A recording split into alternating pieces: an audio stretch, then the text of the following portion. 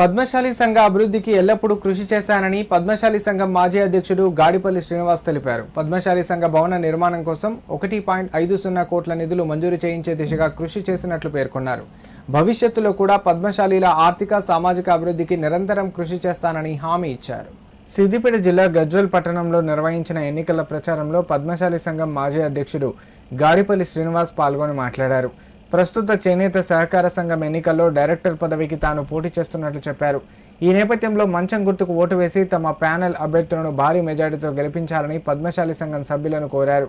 అలాగే గజ్వేల్ మాజీ ఎమ్మెల్యే నర్సారెడ్డి ఆధ్వర్యంలో ముఖ్యమంత్రి రేవంత్ రెడ్డి సహకారంతో పట్టణంలోని చేనేత సహకార సంఘ భవన పునర్నిర్మాణంతో పాటు వీధుల్లో వస్త్రాలు విక్రయించే పద్మశాలీలకు అండగా నిలుస్తానని ఆయన తెలిపారు. మా పద్మశాలీల కుల బాంధవుల కోరిక మేరకు చైర్మన్ అభ్యర్థిగా డైరెక్టర్గా పోటీ చేస్తున్నాను.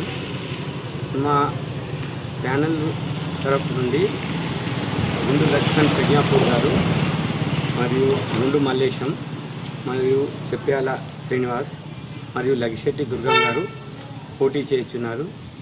ఇది నేను గతంలో పద్మశాలి సంఘం అధ్యక్షునిగా 4 ఏళ్ళు పనిచేయడమైంది మరియు వర్తక సంఘం బట్టల వర్తక సంఘం అధ్యక్షునిగా 3 ఏళ్ళు పనిచేయడం జరిగింది.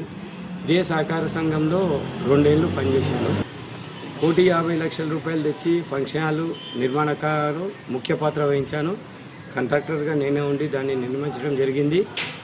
నా తర్వాత ప్రసాద్ గారు ఉండి కూడా దాన్ని కంప్లీట్ చేయడం జరిగింది. కానీ దాని తర్వాత వచ్చిన అధ్యక్షులైనా కానీ ఎవరైనా కానీ ఇంతవరకు దాన్ని అందుబాటులో తేలేకపోయింది.